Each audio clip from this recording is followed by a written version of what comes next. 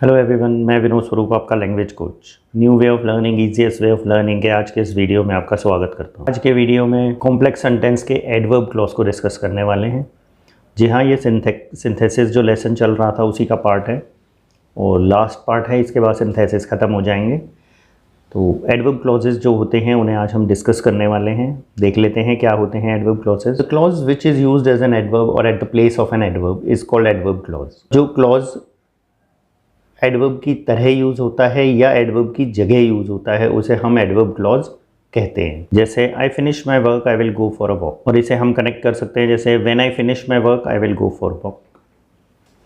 Adverb जो होता है, जो कि हम पहले सिंपल सेंटेंसेस में डिस्कस कर चुके हैं कि वो पार्ट्स ऑफ स्पीच की विशेषता बताता है। 5 पार्ट्स ऑफ स्पीचेस की, जिसमें होता है verb, adjective, adverb, conjunction, preposition. तो इन पांचों की क्वालिटी बताता है। तो एडवर्ब जहाँ भी यूज़ होगा आपको ये ध्यान रखना है कि वो इन पांचों में से किसी एक की क्वालिटी बता रहा हो। वो उसी एडवर्ब की जगह हमें एडवर्ब क्लॉज यूज़ करना है, जैसा कि हम एडवर्ब के रूल सिंपल सेंटेंसेस में पढ़ चुके हैं। अगर आपने वो वीडियो नहीं देखा है, डिस्क्रिप्शन में उसका लिंक है। और बाकी सारे पूरी सिंथेसिस के जितने भी वीडियोज़ अब तक आए हैं उन सब का लिंक है, आप देख सकते हैं। तो when I finish my work I will go for a walk, इसे हम इस तरह भी लिख सकते हैं, I will go for a walk when I finish my work. तो बात एक ही है, आप इधर से लिखें या उधर से लिखें। तो जैसा कि हमने बताया था कि पूरे सेंटेंस की विशेषता बताता है, तो हम आगे यूज़ करते हैं, क्लॉज आगे लिख दिया। और यहाँ वॉक वर्ब है, वॉक की विशेषता बता रहे हैं तो पीछे लिख दिया, कहीं भी लिख सकते हैं। Adverb clause is used by 9 different ways. Adverb clause को 9 अलग अलग तरीक़ों से हम यूज़ करते हैं और 9 ही तरीक़ों से इसे यूज़ किया जा सकता है, जिसमें है time, place, manner, reason, result, purpose, comparison, contrast और कंडीशन। तो ये 9 स्टेप्स हैं। आज के वीडियो में हम देखते हैं हम कितने कवर कर पाते हैं, बाकी हम नेक्स्ट वीडियो में देखेंगे। सबसे पहले टाइम के लिए जो कंजक्शंस यूज़ होती हैं उसमें होती हैं when, whenever, after, before, till, until, as long as, as soon as. ये बहुत सारी कंजक्शंस हैं जो टाइम के लिए यूज़ होती है। टाइम के लिए सबसे ज़्यादा कंजक्शंस यूज़ होते हैं। सबसे पहले जो कंजक्शन यूज़ होती है दैट इज़ व्हेन। व्हेन का मीनिंग आता है जब। इसका एक इंट्रोगेटिव मीनिंग होता है जब ये कंजक्शन नहीं होता, क्वेश्चन वर्ड होता है। इंट्रोगेटिव प्रोनाउन की तरह जब ये यूज़ होता है तो ये कब के सेंस में यूज़ होता है, लेकिन यहाँ जब हम कंजक्शन के सेंस में यूज़ कर रहे हैं तो इसका मीनिंग होगा जब। He came to me I was writing an essay. वो मेरे पास आया, मैं ऐसे लिख रहा था। तो जब वो आया तब मैं ऐसे लिख रहा था या उसके आने के समय पर मैं ऐसे लिख रहा था। तो he came to me when I was writing an essay. ये टाइम को डिनोट कर रहा है और कम की विशेषता बता रहा है। ही केम टू मी, वो मेरे पास आया, कब आया? जब मैं ऐसे लिख रहा था तब आया। व्हेनेवर का मीनिंग होता है जब भी। आई helped him always, he asked me several times. उसने मुझसे कई बार पूछा, मैंने हर बार उसकी मदद की। आई helped him whenever he asked me, मैंने उसकी मदद की जब भी उसने मुझसे पूछा या जब भी उसने मांगी। नेक्स्ट है आफ्टर। आफ्टर का मीनिंग होता है बाद में और बिफोर का मीनिंग होता है पहले। तो समझ लेते हैं। Teacher came, he had finished our work. अच्छा, इसमें एक चीज़ और भी है कि जब हम टेंस को पढ़ते हैं, टेंस स्टडी करते हैं, उसमें परफेक्ट टेंसेस जब भी आते हैं, पास्ट परफेक्ट खासतौर से, तो उसमें सेंटेंसेस आते हैं कि नॉर्मल सा सेंटेंस है, सभी को पता रहता है डॉक्टर के आने से पहले मरीज मर चुका था। अब ये 2 सेंटेंस हैं, इसमें एक एक्शन पहले हो रहा है, एक एक्शन बाद में हो रहा है। जो एक्शन पहले हो रहा है वो परफेक्ट टेंस में जाएगा क्योंकि वो पास्ट, उसका जो टाइम है वो बहुत ज़्यादा पास्ट हो चुका है। एक और इसका टेक्निक है इसे समझने की कि आफ्टर से कब यूज़ करना, जोड़ना है और बिफोर से कब जोड़ना है। आफ्टर का मीनिंग होता है बाद में, तो पास्ट परफेक्ट टेंस को हम बाद में यूज़ करेंगे। बिफोर का मतलब होता है पहले, पास्ट परफेक्ट को हम पहले यूज़ करेंगे। बस बाकी जगहों पर पास्ट इंडेफिनिट का यूज़ होता है, ये आप ध्यान रखेंगे। तो इसमें देख लेते हैं। Teacher came, he had finished our work. Teacher आए, we had finished our work, हम अपना काम ख़त्म कर चुके थे।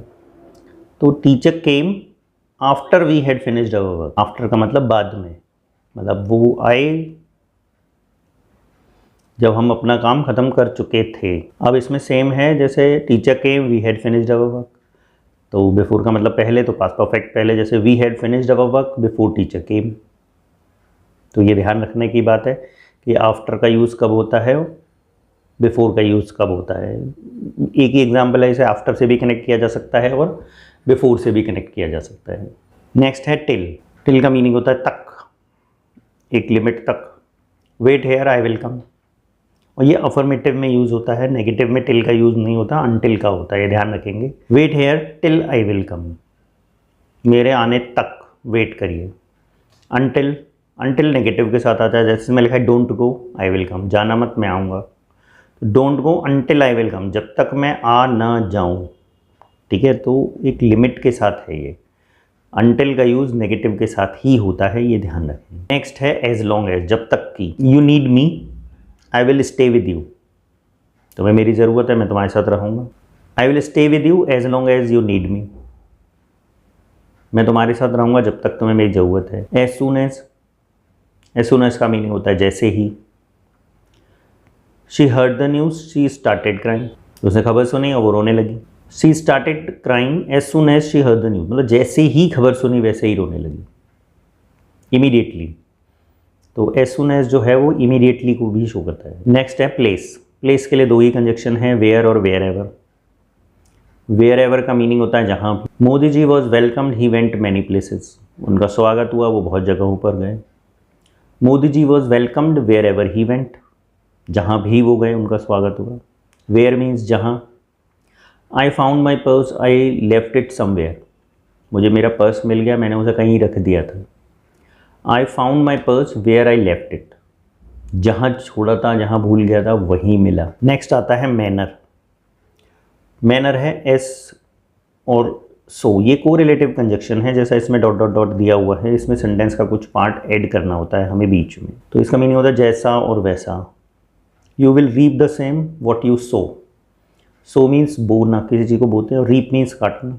You will reap the same what you, जो आप बोएंगे वो काटेंगे, जैसा बोएंगे वैसा काटेंगे, ठीक है ना। As you sow shall you reap, जैसा बोएंगे वैसा काटेंगे। एक होता है as, I will treat you you treated me, I will treat you as you have treated me, मैं आपके साथ वैसे ही बिहेव करूंगा जैसा आपने मेरे साथ किया है। नेक्स्ट है रीज़न। रीज़न के लिए कंजक्शंस आती हैं बिकॉज और सिंस। बिकॉज में क्या है, he was late he was punished, वो लेट था उसे दंडित किया गया। He was punished because he was late, उसे पनिश किया गया क्योंकि वो लेट था।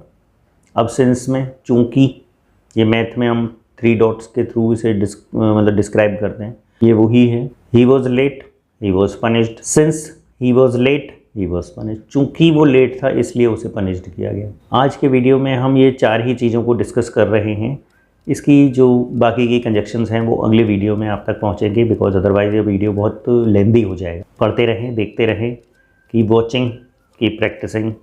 If you have any query, drop in the comment box. I'll try to answer all your queries. And don't forget to subscribe my channel. Thank you.